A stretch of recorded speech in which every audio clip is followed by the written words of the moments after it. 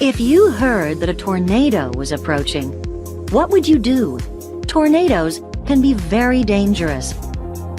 Tornado winds can be over 400 kilometers an hour and can destroy a building in seconds. One thing that most people wouldn't do is get in their car and drive towards the tornado. But Enrique Gomez would. He's a storm chaser. Tornadoes usually happen together with thunderstorms. So Enrique studies weather forecasts and looks for possible storms. If he finds one, he'll try to get as close as possible to it. Why does Enrique do it?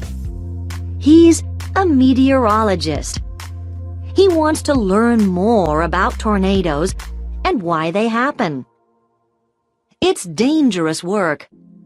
Apart from the high winds, there's usually lightning and heavy rain, which causes floods.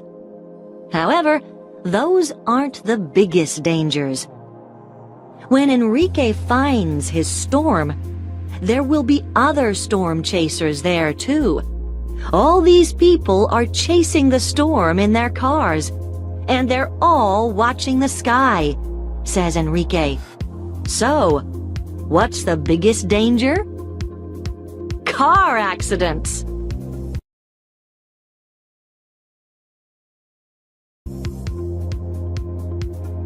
I've got a reservation in the name of Davis. I'd like a non-smoking room, please. Could you fill in your details on the form, please? Could you sign it at the bottom? Could I take a credit card, please? Would you like a newspaper? Breakfast is served from 7 to 10:30. Do you need any help with your luggage? Enjoy your stay.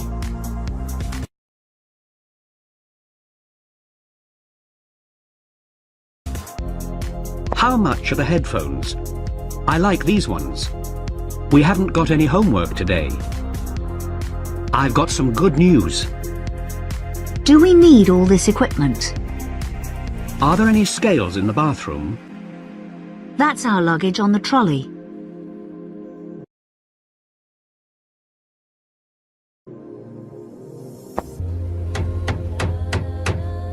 Is that you with the microphone, Ryan?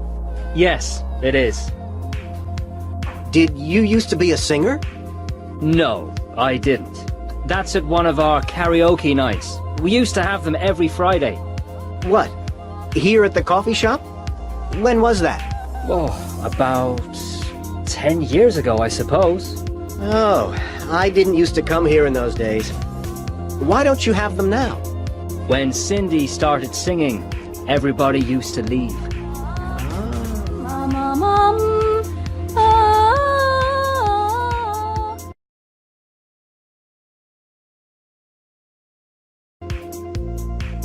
My name's Martin. I'm from England, but when I was a teenager, we used to live near Munich in Germany. My father used to work for a car company there. There was a tennis club near our house, and I used to go there most days after school. I didn't play a lot, but I used to collect balls for the players. One of the players there, his name was Conrad, was very good. He decided to try his luck as a professional tennis player, and he asked me to be his assistant. For the next year, I travelled all over Europe. There were a lot of competitions. For the bigger tournaments, we used to travel on Friday. Saturday and Sunday were usually practice days, and the competition itself normally used to start on Monday. I used to come home between competitions.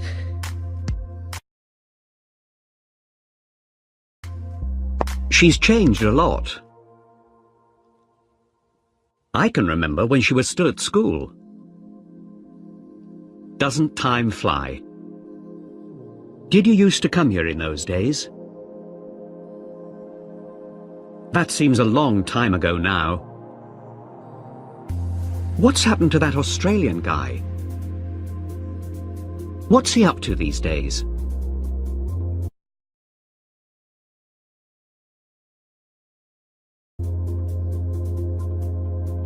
Murder. A murderer. To murder somebody. Burglary. A burglar.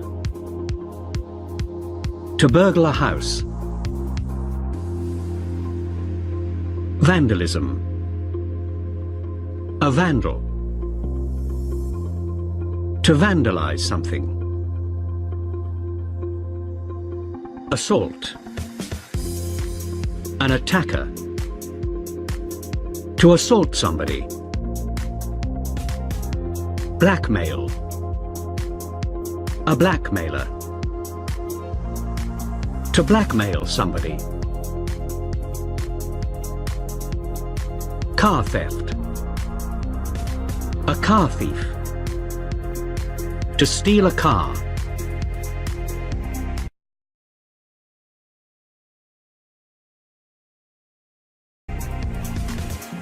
When Maggie Stone went out yesterday, a thief was watching her house. After she had driven away, he burgled the house. While he was stealing things, he suddenly smelled smoke. Maggie had left the cooker on and a saucepan was burning. The burglar turned off the cooker and threw a wet towel over the saucepan. When Maggie came home, the burglar was running away. When she went indoors, she found that he had stolen her laptop and some jewelry. But he had also put out the fire in her kitchen.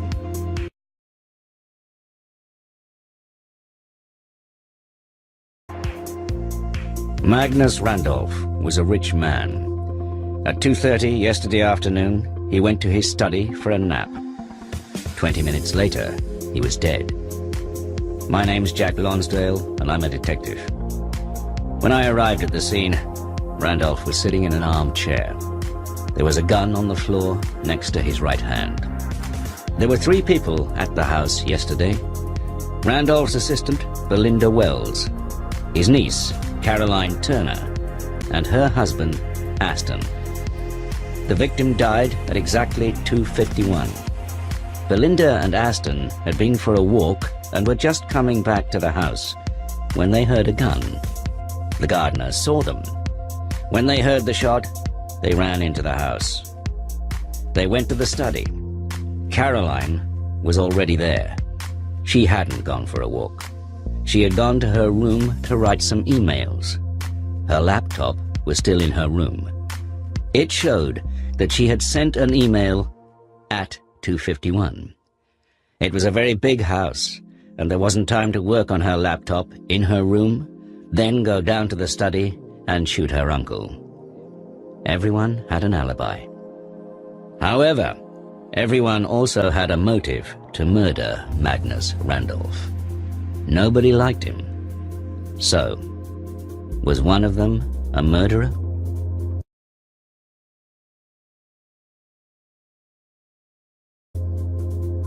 This is very inconvenient. I'm sorry about that. This is completely unacceptable. We've got no record of your booking. I shall write and make a formal complaint. I can only apologize. I certainly won't be using your company again. I'm afraid there's nothing I can do.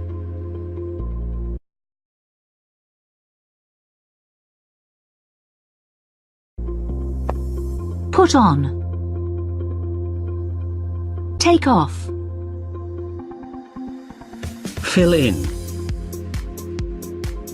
Cut out. Pick up. Turn down. Throw away. Give back.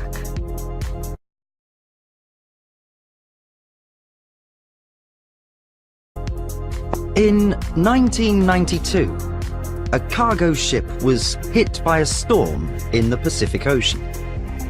12 of its containers were thrown into the sea by the waves. Inside one of the containers, there were 29,000 plastic bath toys, yellow ducks, green frogs, and blue turtles. Since then, the toys have been carried around the world by ocean currents. They have been found in Australia, South America, and even in Europe. The toys have been studied by scientists, and we've learnt a lot about ocean currents. However, it is not all good news. Eventually, the toys will break up and the plastic will be eaten by fish and birds. Many of these animals will die as a result. Every year, 2,000 to 10,000 containers are lost at sea. Consequently, the sea is polluted by chemicals. If we are not careful, life in the sea will be destroyed. Then, plastic ducks, frogs, and turtles will be the only animals left in the water.